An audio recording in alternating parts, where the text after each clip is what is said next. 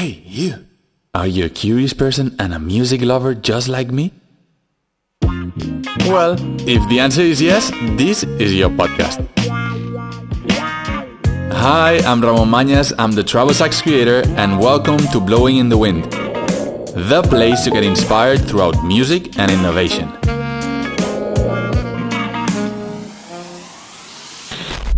Let's talk. Hi everyone, and welcome to Blowing in the Wind episode number 4. Today I have the honor of interviewing Jeppe Rasmussen. He comes from the Netherlands, but he's been living in Barcelona for some years already. He's an amazing saxophone player, but he's also a great inventor. He loves building instruments. He loves teaching how to build them. He has an amazing project called Kontinuum Lab that we will be talking about. And what's more important, I have him here with me at the Odisei Music headquarters, and he will be playing live some of these instruments that he builds himself. So I hope you like and you enjoyed the podcast as much as I did. Let's go.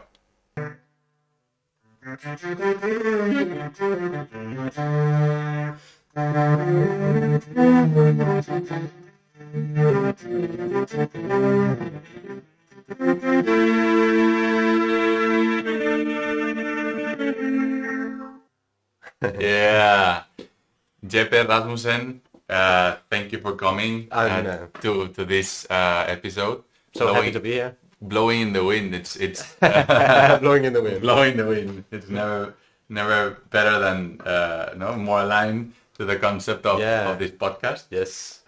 So it's a very special podcast also because we are now here at Odisei Music headquarters. Okay, so it's the first guest that comes live here. Very nice place, by the way. Thank you. And it's really nice to have you here because it's completely aligned with what we are looking for, right? We are always trying to get to talk to inspiring people that actually are innovative like you. And also it's completely related to music. So these are the two main points of the podcast. So when I met you some time ago, almost 2 years ago. Yeah, not long ago already. Wow.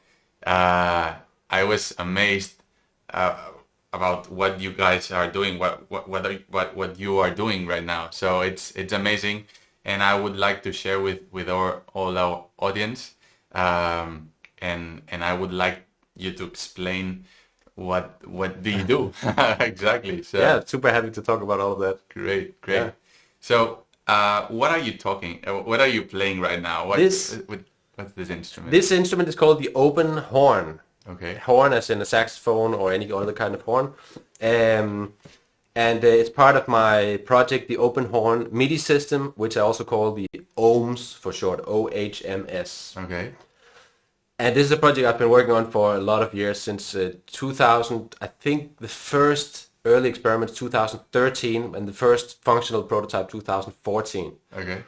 And so I've been working on it on and off since then. And I'm not sure. I think this might be prototype 22 or something. Functional prototype 22. I've totally lost count.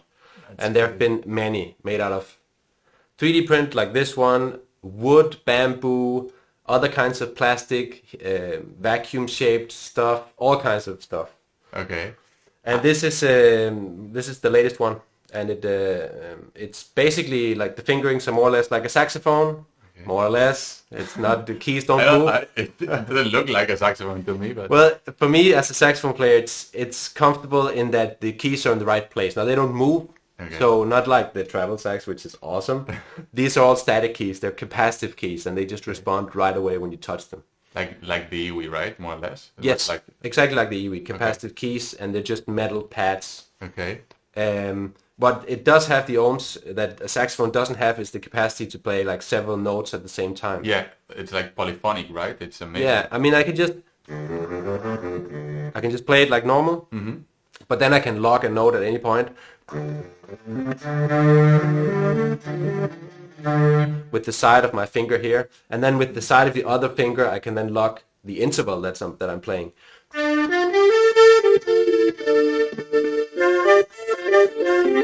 And now suddenly I'm playing parallel fifths. Yeah, exactly. Without any pedals or anything like that. That's super cool. So That is a super expressive instrument, right? I mean, you can. I think so. I certainly tried pitch bend. You have this. Oh, this is one of the things. My favorite things is the pitch bend here in the neck, which bends up and down. There's analog sensors on both sides.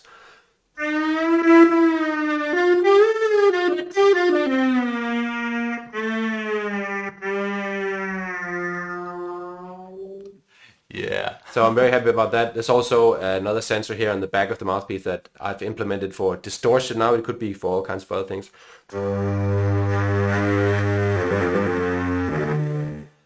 That's me kind of playing with the concept of like you can kind of twist, you can really squeeze the reed on an acoustic saxophone and get some distortion out. So I'm just playing with that.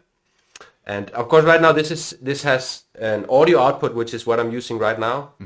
With a bunch of wavetable synthesizer, sample synthesizers inside, and I can just change the sound that I'm playing here on this wheel here on the side, electric organ or accordion. Oh, like there's a bunch of them. I think there's 16 in here. Muted trumpet with all of the same things. We have sort of like a wooden flute and a saxophone somewhere here. Yeah. With some basic filters and stuff, and so, but it can also be used. It also has a MIDI output, so I can plug it into the whatever synthesizers on my computer, or sound modules and stuff like that through the USB. So when I saw this first prototype, which is not the first one, it's like the 25th or 23rd one, I was just like amazed, and I was shocked because it was the concept was exactly the same as the treble sax. So like a super small sax fingering unit, but with lots of different sensors that gives you lots of different expression, right? Yeah. So it's super cool. So congratulations on that. Thank you. I know what this amount of work takes. It's taking a super crazy load of time to work and test and try something that's not working, and then you just so many things rip it away and start over and so on. So it's so congratulations on that. And I know you are doing everything yourself, right? Oh yeah. There's no one else working on this ever. I basically learned how to code Arduino boards so I could make this instrument. Okay. Like I was already started to learn to program, but I didn't really get serious about it until I realized I had a project, and then I started studying like crazy. Yeah. So I mean, there's like I'm filling up the Teensy 3.2 chip that's inside here. The program fills up 99% of the memory it has, which is a big Arduino sketch. Yeah. So, and that, of course, that has the whole menu system on this little display here and all that stuff as well. So there's a lot of extra. Let me see. We have another camera here. So for you guys that are listening to us via normal podcast loads, so Apple Podcast or Spotify, we are also recording this podcast live, so you can tune on our YouTube channel, and you can see the actual not just this one, because we have other instruments that we will talk about, but let me show you guys what we have here. Let me see where I'm at. Yeah, here. Here's the ohms close up. This is the open horn prototype. It's N or whatever. It's crazy. Yeah, so it has the bendy mouthpiece here. It goes up and down. With the little sensors. There's some Hall effect sensors in here. So for you guys that are listening to us and cannot see this, is a small device which would be like the size of a small water bottle, just like the treble sax, more or less. Exactly 20 centimeters long, including the mouthpiece. Wow, it's 20 centimeters long. We have a bit of that's the life, and it's a blue pitufo color, right? Like it's a Smurf. It's the Smurf, definitely. Yeah, it's really cool. Yeah, it's just 3D printed on my home 3D printer. Wow. Still But some things to figure but the out about quality the is 3D really model. nice. Well, I mean, there's this crack here in the middle, which is just, I solved this already. I just didn't print a new body. Nice. So I mean, this the first prototype I made with this shape. They've all been very different. Some of them have been really big, and so. Nice. And the one thing I really like about this is a totally new idea for me, and I think for electronic wind instruments, is the thumb strap. Instead of having a place that you can rest the instrument on your thumb, I actually put a strap in here, so you kind of push your thumb in, and now it's stuck. And now all of a sudden that gives me a lot of freedom to let go of all the keys, and I can still play. Whereas otherwise you need a perfect balance for the instrument or a neck strap so that you can play with exactly. with some freedom. But this really helps us. I'm definitely sticking with this. I'm very happy with it. Nice. And then the display here where we have the menu, where we can then go in and change stuff about audio, media outputs, the sensor settings. There's different curves for all of the sensors and stuff like that. Super customizable, right? Yeah. Nice. And people will think, okay, and where can I buy this? And the answer is you cannot, right? You can't buy this. I think up to prototype, possibly 18 or 19, or maybe 20. I really wanted to bring this to market, and it was making me miserable. It was really making me miserable No, because, like, there's a whole side of this which is industrial design for factory production, like aesthetics, market aesthetics and stuff, and I have no idea. Like, I just so slowly realized that it wasn't working, and I kept changing it completely, and each new version was not closer to being a market object, and I just decided at one point to put it down and start working on other stuff. Yeah.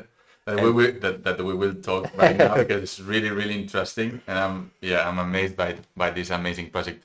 But who knows? Maybe in the future we can do something together, right? Sure. And give this another. There is a whatever 24th prototype on the way. Okay. It's a little bit longer because I wanted to put some more stuff in there. Okay. And it's basically like not enough, right?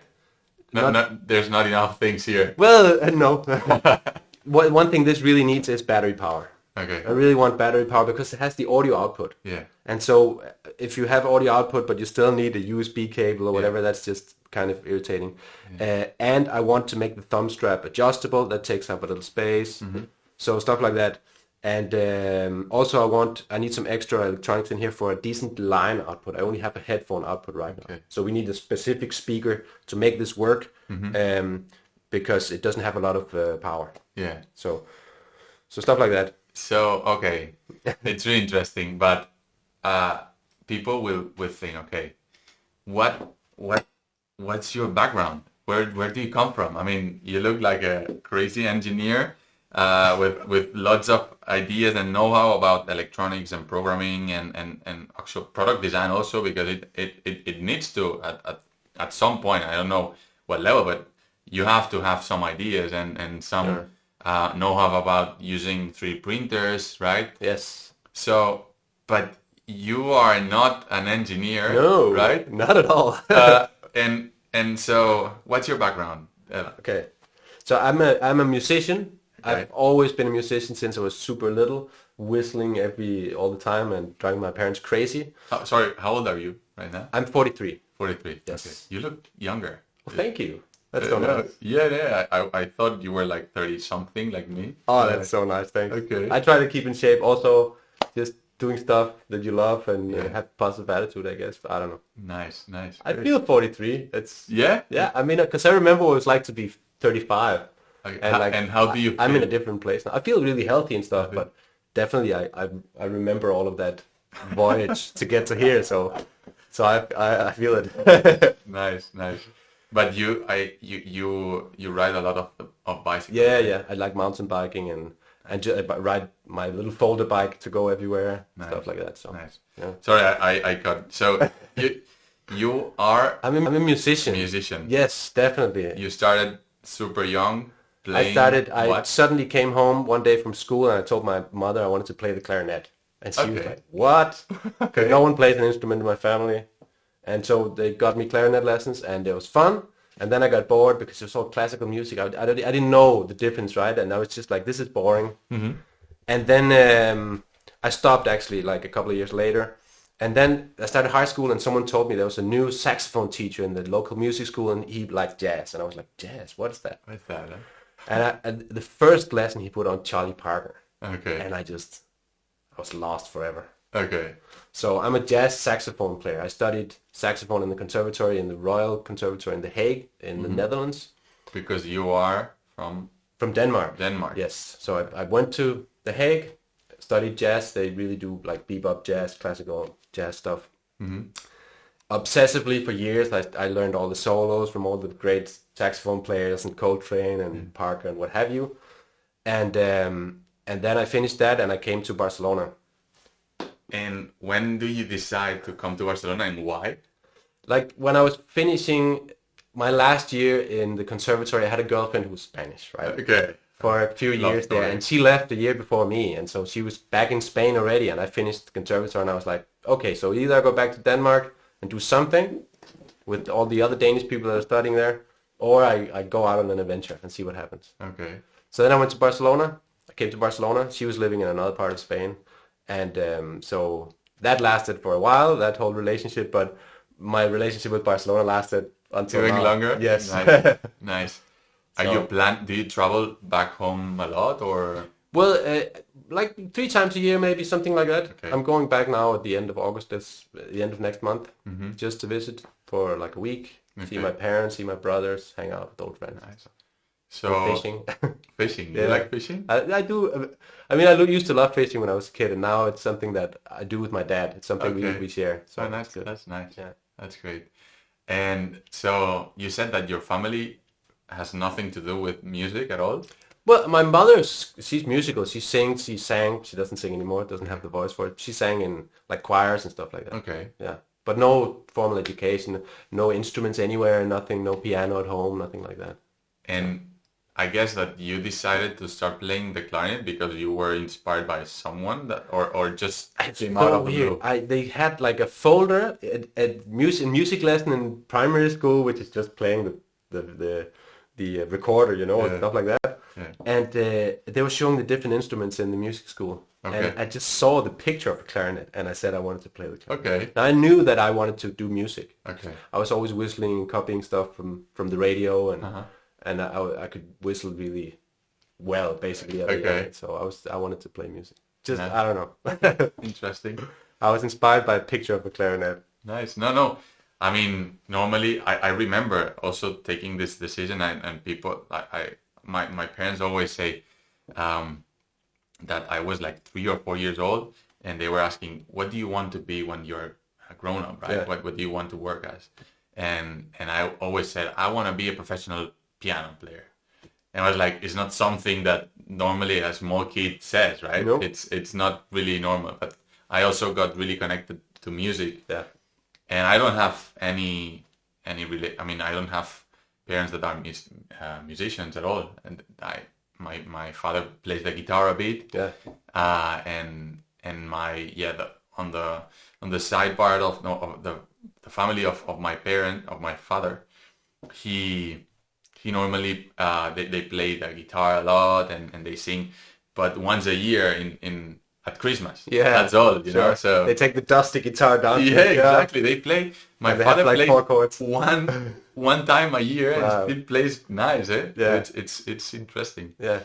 But that's the relation I have with music. Yeah. And I don't know. It traps you somehow. It's like a I feel like I had it inside the whole time because I was totally understimulated. They didn't even listen to good music. Yeah. They would just put on the radio, whatever was on. They had some old vinyl records, but like weird Danish music and kind of like one that was on the most was like some kind of comedian show with a little bit of music. And I was so understimulated. As soon as this first teacher put on this jazz record, I just started absorbing it. I couldn't get enough, and I would listen obsessively all the time and stuff. I feel like I was inside the whole time, and I just needed some stimulation, like, which is weird. I don't know, maybe some mutation. So I guess if we move forward, Yes. so you are a professional saxophone player for many years, right? Here in Barcelona. Here in Barcelona, Yes. playing at Jamboree and playing Yes. all over the places. Yes. Like cool, Especially in one group, Ramon Diaz group. Okay. This is an awesome drummer from the Canary Islands who's lived in Barcelona for many years. And the first year I was in Barcelona, I was playing a little bit. I was playing at jam sessions, getting to know people, and he basically hired me for his band, for a quintet. Nice. And took me under his wing. I learned so much. I still play with him. Nice. And we recorded a couple of records. My very first record was with him, and that actually went really well. We won Best Band and Best Record from the AMGAM, the Musicians Association, 2006. So Best Band and Best Record. And is it easy to find them so we can? Yeah, sure. This is called Ramon Diaz Dialec. Okay. And this is definitely on Spotify. This is completely live, you know. So yeah. Always improvising. Yeah, and I'm still playing with him. We recorded 2 records with the quintet, and then later on, I was gone for a couple of years, and then we met up again, and he started a trio, and we have a record with that as well, which is called Bumpy Road. Okay. So. And we're still playing now. We have a fresh project on the way, which his project, he's full of ideas and energy, and we have a top secret project, which I can't tell you about the details about, but you're working in some... We're rehearsing new music now. Nice. So a bit would more. You recommend any of the songs that you would like? Well, I have some of my music on this record. Yeah, I wrote some music. Which one? Do we have some one called "Go Up" Dialect? Oh, it's find Dialect here. That's down. Dialect, and we have one called "Long Walk Home." Long Walk Home. Okay, let's play. This is an original Jeppe Rasmussen composition. Nice. Let's hear it. So yeah, I really enjoy writing music, but I'm not as productive as Ramon. He's always making new music all the time. Not me, eh? Not me. It's another Ramon, eh? Yeah. Ramon Diaz. Yes. To me, it's a tough process. A lot of work. I feel like I'm perfectionist, but not that the music I write is ever perfect. But I go back over it so many times.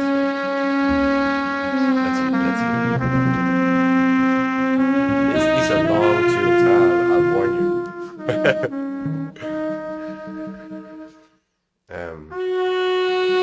But so this is probably the most important musical relationship in my life with Ramon Diaz. Still playing with him. We've known each other for what? How many years now? 2006. So for like 16 years. 16 years. Wow. And you still play together? 14. Is that 16? Sorry? Yeah, that's 16 years. Yeah, we're still playing together.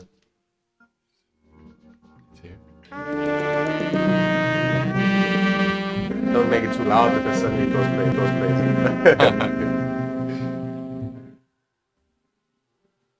Yeah, I've always been a bit melancholic, and this title of this song, "Long Walk Home," is basically about feeling really far away from home. Okay. Like being an immigrant. Like being an immigrant is a super weird thing. You felt that? Yeah, I've been in Holland for Netherlands for 4 years, and then I came to Spain, and I was here, and I could feel like I'm not going home.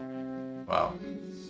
So, and do you feel that Barcelona is your home now, or you still feel an immigrant? Like both. Both? Yeah. And what and why? I mean, it's the people. It's what when do you feel this? When it's a specific moment? It's a like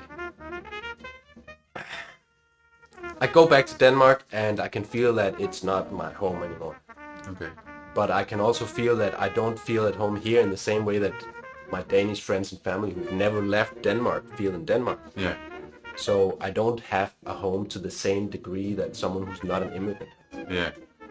And Catalonia / Spain, there's a tension that I'm not comfortable with. Okay. About those who want independence, those who argue with that. I'm totally outside that discussion. Yeah. And there's a strange tension that makes me uncomfortable. Yeah. And I really prefer not to have anything to do with it, and people won't let me. And so there's that. It looks right that you need to take part of or one side or the other, right? Yes. I'm completely with you. I'm totally outside of this bullshit. I'm sorry to say it like this way, but I totally don't think we need to focus on that. I think we need to focus on creating, you know, and on moving forward and on acting as a whole planet. I mean, please, you know, it's doesn't matter. I mean, I'm Spanish. I'm talking in English with you. Yes. And you're Danish, and you're talking in English with me. And before that, we were talking in Spanish and in Catalan. Sometimes it's like it's the richness of all of the different cultures Yes. being together, right? And Absolutely, yeah. sharing, and that's the cool thing about human beings. Well, And as someone who's left to some country to go to another country and then another country, that's how I, not just like something I feel, that's basically my life, yeah, right? I speak every day. I speak 2 different languages that are not my own. So, like my own in the sense that it's not what I grew up with, right? So there's that. Yeah, like that's my melancholy. It's like I don't really have a home as such, and that's somewhere where like this is where I want to die or whatever. It's like no, I don't know. okay, Like but also I feel like I can be a bit of a vagabond. Like I feel at home wherever I set down my bag, and you know, if I have some stuff to tinker with, then it's all fine. It's totally. Do you travel a lot? Not really. No, like I'm more about going somewhere and being there than seeing all tons of places. That's great. Yeah. I really like that this idea. Yeah. So I left Barcelona city. Now I'm living up north. I'm close to the Montseny Park Okay, in Palau Tordera. So it's right next to the natural park. Beautiful, beautiful place. nice. And that's definitely improved my quality of life, and I feel much more calm. The city is stressful. I really enjoyed being here for all the culture and music and people. Yeah, But I'm really happy I left. nice. Like I miss some of my good friends there, and I see them less than I would like to. But it's a good move. Okay. Yeah. So you said that you started playing the clarinet, then you moved to saxophone. Yeah. You studied a lot. You became an amazing saxophone player that we will be also sharing.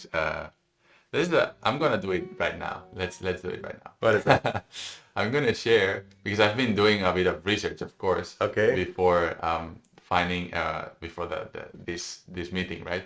And you have a really cool video on your Instagram, which is the one that has the name, right, of your project, which is Kontinuum Lab. Yes. That we will be talking about in a few moments. Luckily it's very short, this video.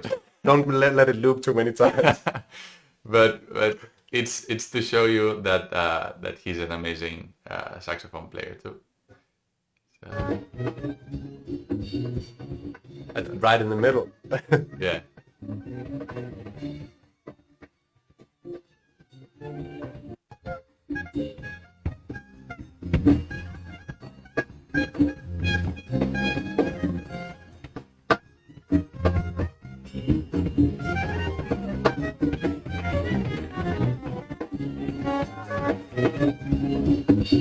A little bit of Cantaloupe Island.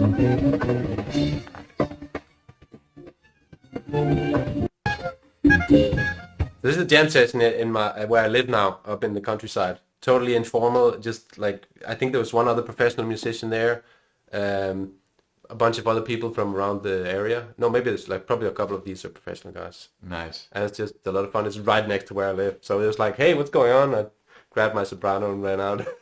Well, not bad, not bad. And Yeah. really nice solo. Thank you. And It was really long. Huh? You should be lucky. it's super nice. And you were playing the soprano, right? Yes. Do you play other like different alto, different saxophone? No, I don't have other. I play whatever saxophone you put in my hands, basically. But I only have a tenor and a soprano, Tenor. and I have a clarinet also, which I play, Okay. not professionally. But Okay, I have it okay. at home. I enjoy it. Nice. Yeah. And you are wearing a really nice T-shirt, right? So you were playing. When Yeah, I'm still a professional, even though I'm doing all this other stuff now. I played in the San Javier Jazz Festival in Murcia, in Murcia, yeah. which was awesome. They're so nice. Those people are just awesome. They really know how to treat like musicians when they come to visit. Nice. So that was a lot of fun with a really nice band. A record that I was played on as a sideman back in 2013 or 13. And we did some gigs around that time. And now we sort of reanimated the band back from the dead. Yeah. With Xavi Monge at the piano and arrangements and Tui Higgins.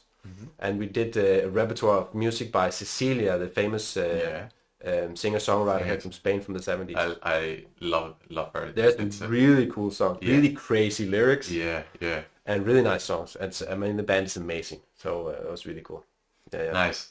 So, professional player, and I think you were, how do you say, aburrido, no? You were totally, you needed more, right?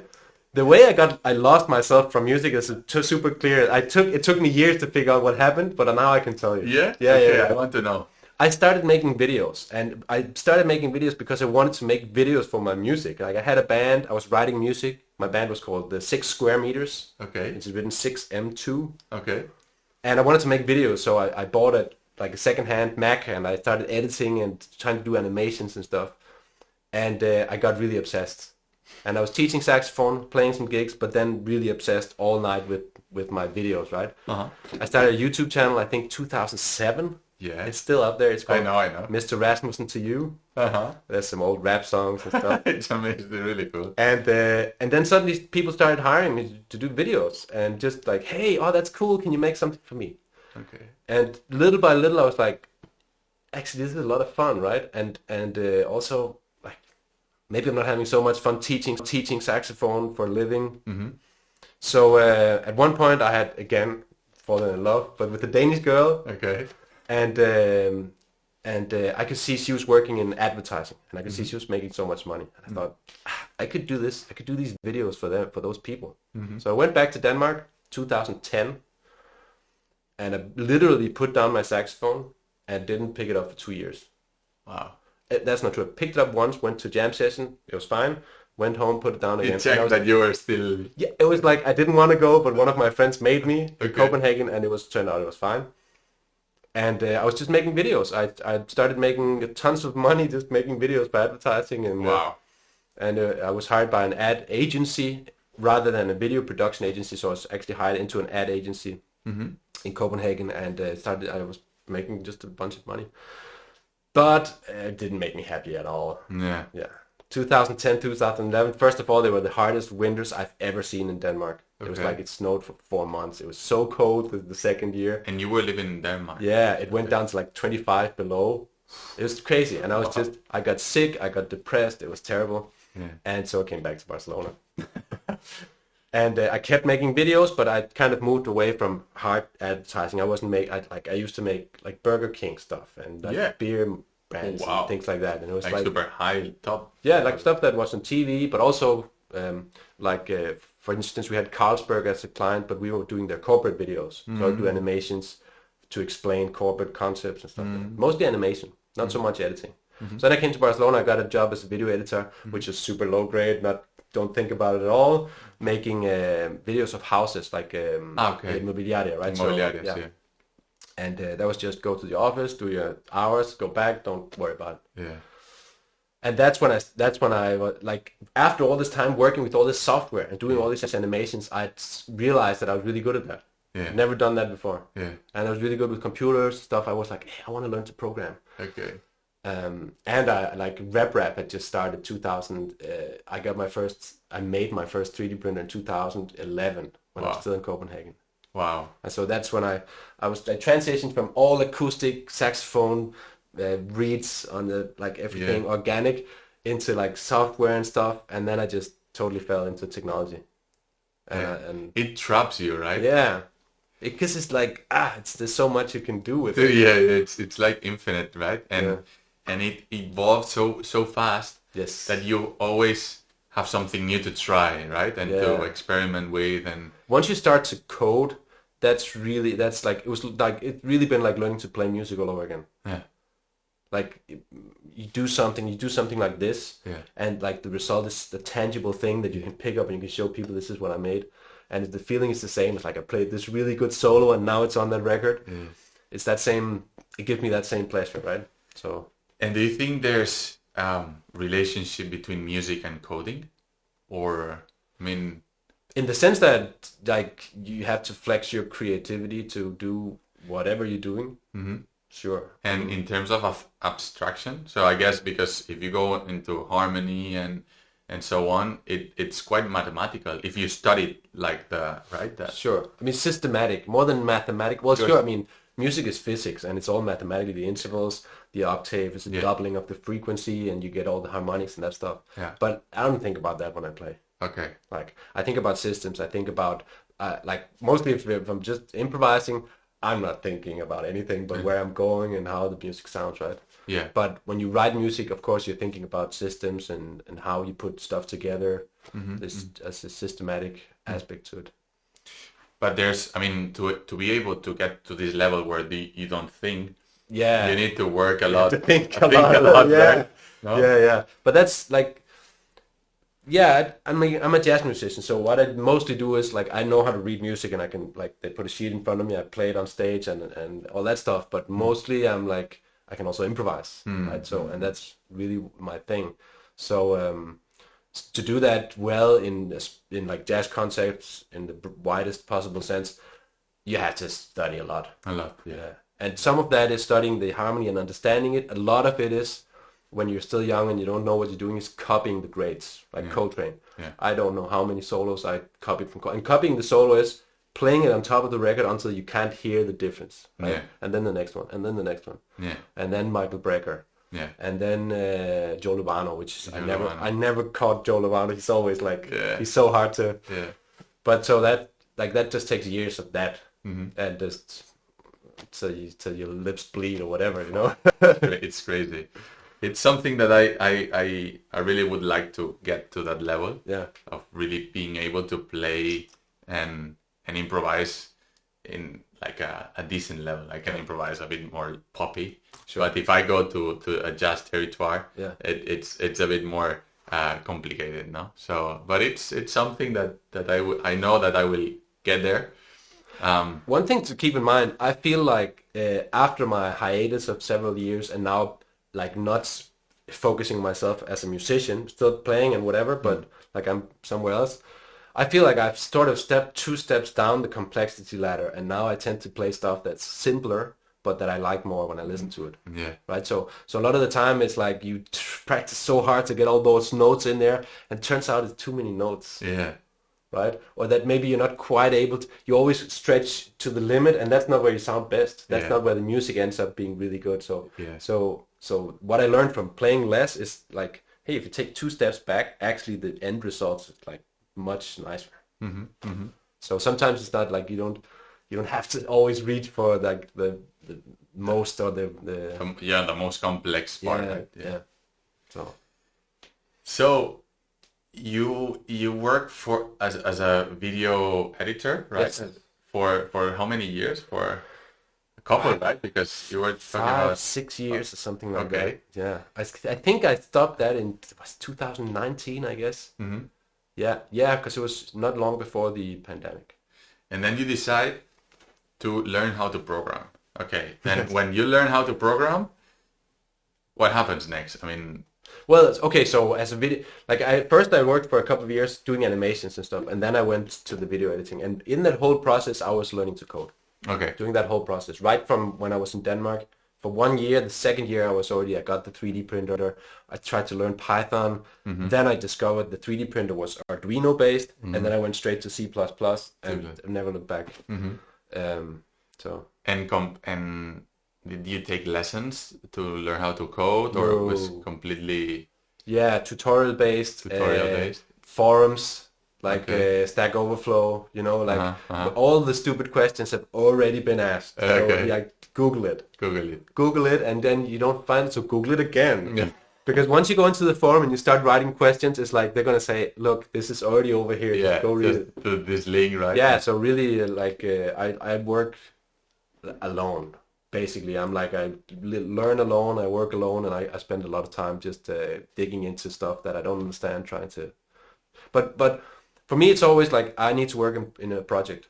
That's how I learn. I have to have a goal that I'm not able to reach, and then I will learn whatever it takes to get there. Yeah, yeah. And that's why there's 20 something prototypes of this. That's why, because the first one, like, it wasn't working half the time, and it fell apart, and so. Yeah. So like a lot of 3D design and coding and just how sensors work, electronics and stuff like that, right? Yeah. It's really cool. It's really cool. Jeppe. Okay, so you learn how to code, And then from this to Kontinuum Lab, which want to introduce because it's what I got into you because of Iber Fortun, that he's an amazing saxophone player too. Yeah. And you guys are I've friends known him for many years. from many years, Yeah. from playing together, I guess. And he told me, hey dude, you need to get to know this guy because you will love him. You will love him because you guys are doing the same thing. You love music, you love technology, and you need to meet him. So we met Yeah, I think in Gibert's in the Iber's studio there in yeah, school. Yeah. exactly, Chromatic Yeah. in Sardañola. And I was like, okay, what the fuck this guy is doing, you know? I felt the same because the travel sax, I'd seen like a Facebook ad or whatever, but having it in my hand was like, geez, this is like a saxophone. Yeah. Except it like so tiny. Yeah. Yeah, very impressive. It was super nice. So, and then I started talking to you, and you talked about this Kontinuum Lab, and I would like you to explain what's the project and how did you start with this project? What are you right now with this project, and what's the future of it? Like what do you see these projects going on? What direction? Because Yeah. well, we will be showing some really cool instruments in a while. Okay, so first, like, Kontinuum Lab is basically the name I give to all of my activities. Okay. Right, so the open horn MIDI system, the open horn music system, as it's called now, is a Kontinuum Lab project. Okay. Right, so it's like my company, even though it's not really a company, but it kind of is. And so it really started with the open horn.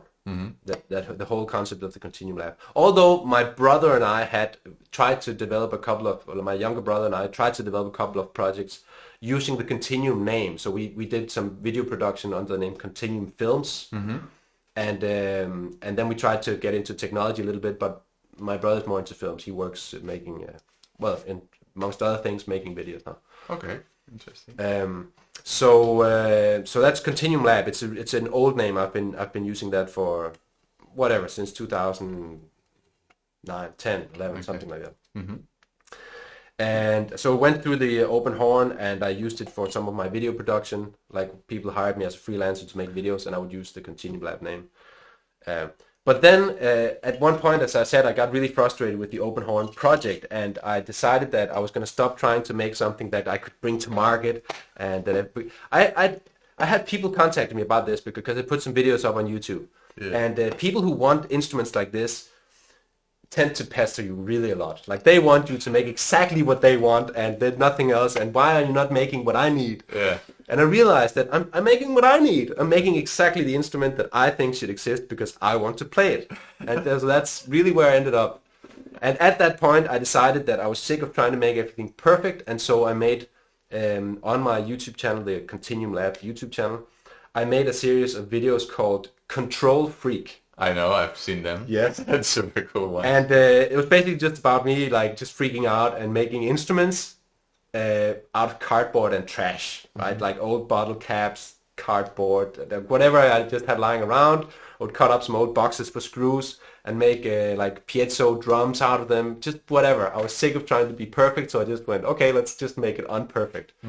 And it was so much more fun. Okay. Like, it was so much more fun. Okay. And everyone who commented on the videos, people were really super happy about it. And I was like, okay, let's do some more of this. Okay. And out of that, I went to one of my good friends, Feliciano Garcia. He's also a musician, lives up close to where I am now in the mountains. And he makes flutes, like acoustic bamboo flutes and stuff like that. So he's also a luthier, so to speak. Luthier, yeah. And I said, what do I do with this? He's a wise guy, so like really, he's literally quite wise. So I literally just went to him and I said, man, look at this. I have this project and I'm really having fun with it. What do I do? Should I like write a book about how to just make instruments out of trash and stuff? And he said, no. You should make workshops, man. You should sell this as a teaching project. And immediately that set off sparks in my head, and he was totally right. Yeah. And so that's actually a couple of years ago now, and I'm still going down that path. So I developed the cardboard trash instruments into specific projects that I can make in a quick workshop or in a longer workshop, and I've kind of been teaching these workshops now for a couple of years. And so the system that I use for the Kontinuum Lab workshops is called the CLIC. And this is another abbreviation. I love my 4-letter abbreviation. KLIK. So it's the Kontinuum Lab Instrument Kit. Instrument kit, yeah.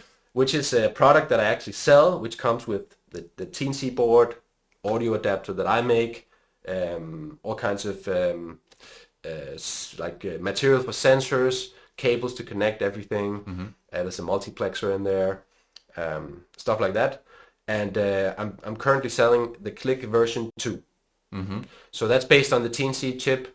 It has audio output, although it's pretty basic audio output. But it works, and it's super easy to build the instruments. So you can buy this kit, and you're able to, with the stuff that's in the box, you can make 8 different instruments. So you can make like a string instrument, which can be a ukulele or bass. You can make like a saxophone-like thing, or out of cardboard, or whatever you want. You can make some drums that are based on like membrane drums based on balloon material.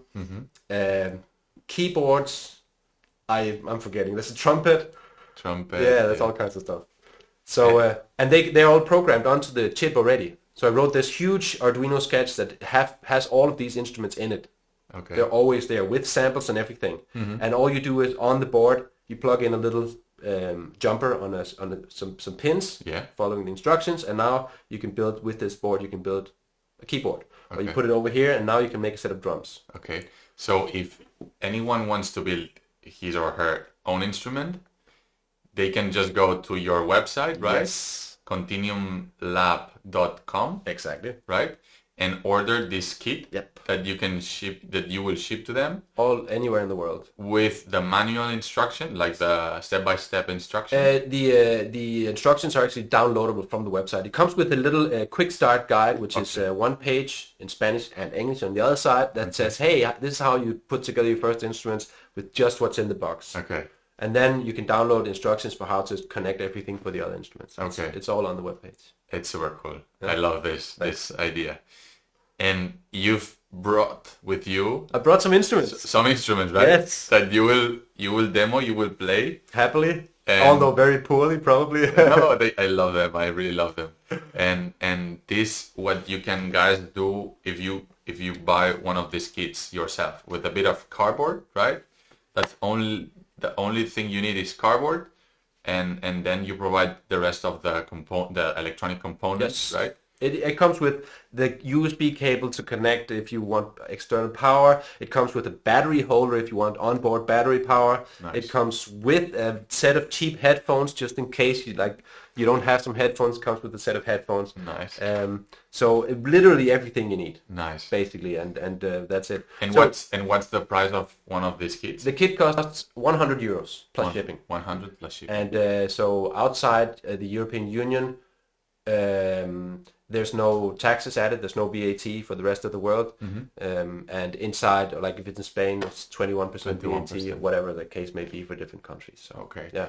And that's in case, right, that you want to build your own instrument at home or whatever. Yes. But you also have your Kontinuum Lab workshops, right, where you are basically teaching how to build this instrument live. When someone hires you, right? Yeah. And you've been teaching in several institutes, and right now you are also a teacher of robotics and at SADO. So you're also into teaching a lot, right? Yeah, I love teaching. Yeah. I've rediscovered my joy of teaching now with technology, because I was kind of getting tired of being a saxophone teacher. It gets pretty monotonous, and also like the way I think about music and conceptualize music, it's super hard to just step down, and now we're playing the scale of C, and it's really hard. But with technology, I love like all of the stages. I can really remember what it was like to not know how to code an LED on an Arduino board, and so like just seeing the joy when someone clicks right and gets the idea, it's a lot of fun. I love it. So I teach basically like from 7 years old. Mostly 8 years old and up, so teach adults as well. Today I was in the Fab Lab here in Sant Cugat, teaching a group of university students who are here on a summer trip from Mexico. So that's what we're doing all week in the Fab Lab. Nice. But that's all general electronics, robotics, digital fabrication like 3D printing and stuff like that. But of course, my workshops are based on instruments. Should we bring out the instruments? Yes, please. Okay. So the workshops are instruments, and this comes with like a bit of story, right? Because there's so many different ways you can do this. And I have to just tell everyone who might be watching. Are we on the phone? Yeah, okay. we're here. Yeah. So I have brought 3 instruments with me. Let's go one by one. This here is sort of obviously like a saxophone, right? As you can see, this is based on very basic materials. But it looks really nice. I mean, it looks it has the shape of a saxophone, a cardboard saxophone, and it has a little thumb bread board here, and so you can play and all the notes. But unlike the ohms, this is literally made as like a teaching project, right? So you can take this apart. It's held together with Velcro. With Velcro. Yeah. Okay. So I use some Velcro in here, and you can just literally also take off the whole neck. It's super cool. And then you can open the whole thing up and see how everything works. Guys, I encourage you, if you're just listening, go to our YouTube channel and take a look at this because it's crazy. I mean, and I put together these components here specifically to make everything as robust as possible. Like once you plug in, the capacitive sensors automatically calibrate, and you really don't have to do a lot of work. Now in the mouthpiece, this is one of my inventions that I'm really proud of. The same system that powers the ohms breath sensor. It's the top of a water bottle. Let's see if I can focus here. It's the top of a water bottle, just like this one that I just cut off, right? And then I just tensed a piece of balloon. This is like a metallized balloon, just a cheap party balloon. And so there's a little optical sensor here behind that, which people keep telling me to patent this, but I think that's just absurd. Just do it. You can make this yourself. I get a little, this is a CNY70 for those who want to try it out. And I made a little module for it, which makes everything easier. And so when I blow on this, it gradually expands, which moves the membrane closer to the optical sensor, which makes a higher signal on the analog pin of the chip. Right, so that's basically the whole thing. These are like thumbtacks, the kind that you put in and then fold them out to the side, right? And they're connected to the cables on the inside. So that's the saxophone. The piano here is also just corrugated cardboard. This is a 24-key, 2-octave keyboard. It's a capacitive, so it's super simple. It's just copper tape here underneath the electrical. It's like a grand piano. It's not a piano. It's but the electronics can actually accept up to 48 keys. So you could make 2 of these, put them together, or just make a full 48 key one. 2 octaves. Wow. Yeah, and of course you can open it up, also held together with Velcro. Nice. So okay, so that's the piano, very easy to explain. And then we have this one. I'm very happy with this. This is a ukulele. And also the same capacitive sensors on the saxophone. And then these string sensors, they're also capacitive, but I put a dielectric layer on top of them. This is heat shrink tube. And that makes it so that they are actually touch sensitive. So I can strum harder and they will give a bigger output, right? Or touch them very softly and it's a softer output. So, okay, those are the 3 instruments. The caveat that I wanted to mention is that this is actually, this kit here, I've already used this in workshops. These are the exact instruments that we made in a 3 months workshop, 1 time per week at a high school in my local area. Super cool. And all the students made whichever one of these instruments they wanted. And this is based on the Click 3, right? So this is the new version. It's still not for sale. It's coming. It's definitely coming. And unlike the Click 2, this is this does not have an audio output. Rather, it uses MIDI over Bluetooth, and so you connect it to your phone. Nice. Okay. And like I really resisted this. I got so many comments. Everyone, whenever I would make a new instrument, people say, "Can I connect it to my phone?" Everyone always has one of these things in their pocket, and they just want everything to work with that. Yeah. So I sat down and spent a lot of time, to make it work, and I made it work. So now it works. Nice, congratulations. Thank you. It works like the Trough Sax 1. Was that MIDI BTLE? Yeah, exactly the same. But we built our own app. Yes. With our own instrument, and so we sampled the saxophone and so on. But you can also use it with GarageBand, for example. Sure. In case or sample tag. Well, there are many different apps, right? To Sure, play sure. with your mobile phone. I just downloaded a bunch of free apps. Free apps. And the one that I liked the most, I kept and just got rid of everything else. Yeah, yeah. Right, so supposedly the Bluetooth Low Energy, the connection, or at least like MIDI over Bluetooth, the connection on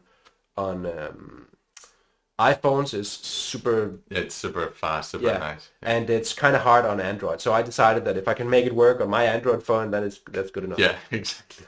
So basically, like, should we try to connect one of them and see? Sure. Let's try. Okay. So what I do here is I find my little synthesizer app on here. I turn on the instrument. There's a little power switch. Nice. And that will turn on. Now the battery is already plugged in inside, right? So now it's looking for a connection. Then I go into my synth app and I say scan for keyboards or whatever. Scans, and now it's connected. Nice. So I can see I already have. Let's see if we can plug in some audio. Maybe not plugged in right now. Yeah. Oh no, it's not plugged in. Okay, so we just. I mean, the phone could sound just by itself, but that's kind of. Yeah. So this is just whatever synth app you like. I have this one here. Your mileage may vary, and so of course we don't have real frets on here. Rather, we have these buttons here, kind of capacitive buttons, but they work just the same. So we can play like C chord, E minor, I guess F, and like F minor. I'm terrible at this, right? This is not my instrument. But like that's basically, I think, somewhere over the rainbow, right? Right.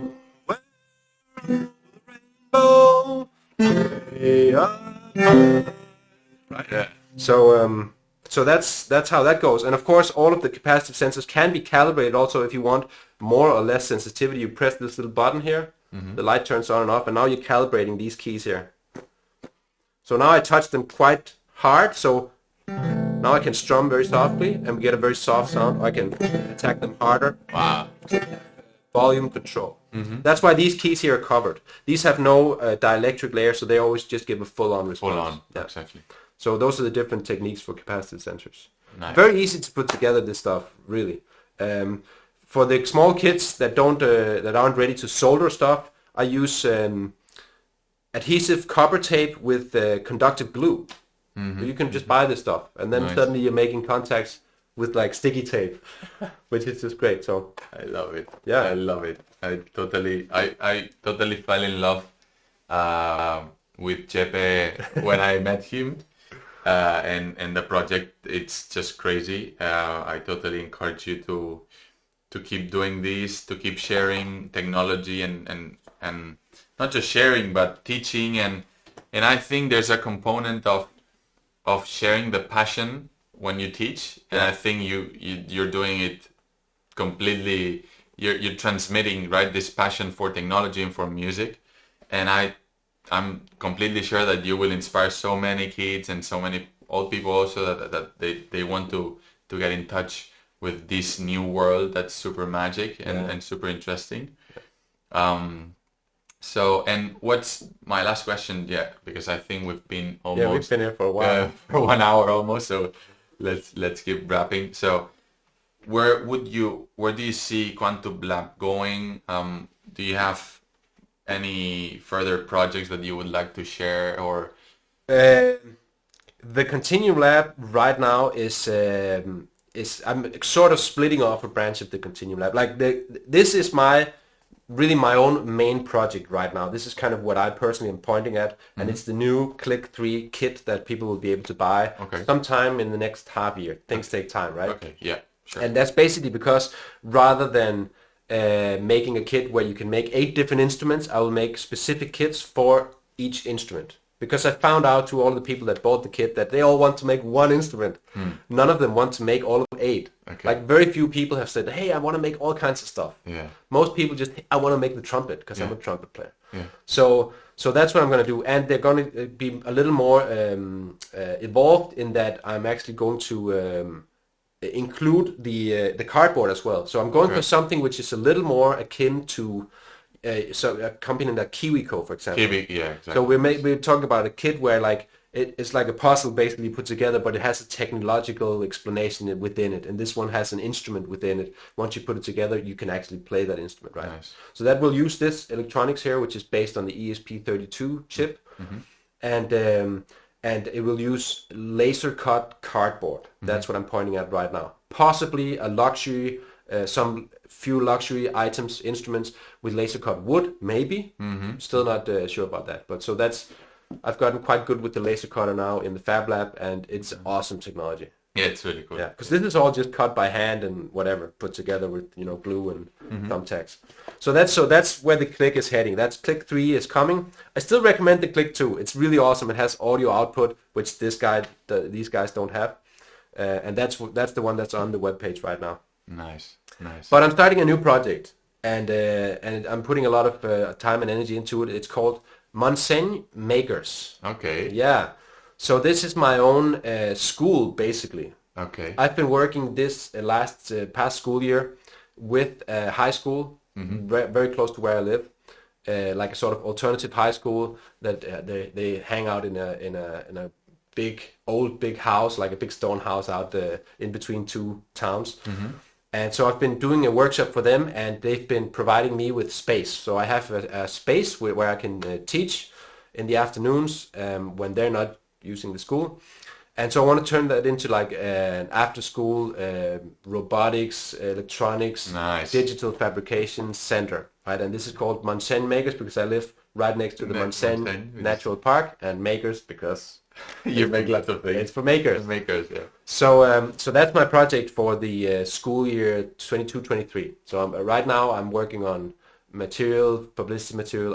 It started the school year. First thing, I'll be offering free workshops to the schools in the area. Okay. And I'll bring all my publicity and all my robots and all my stuff. Nice. And sell the idea and see what happens. So that's great. So that's really what I'm pointing at in this next year. So people that like what you guys do, they can find you right in your website, through your website? Kontinuumlab.com. Kontinuum Lab. That's with a K. Kontinuum Lab with a K. With a K.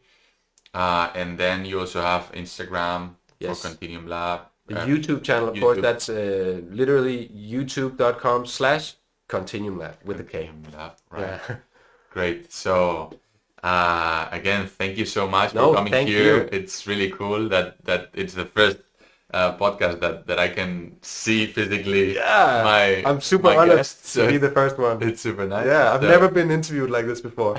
So that's yeah. Nice. Thank you so much, and please keep doing this amazing job because it's super inspiring. Not just for other people, but just for me that I'm doing this every day. So it's amazing. So thank you so much. No, thank you. Have a nice day. You too.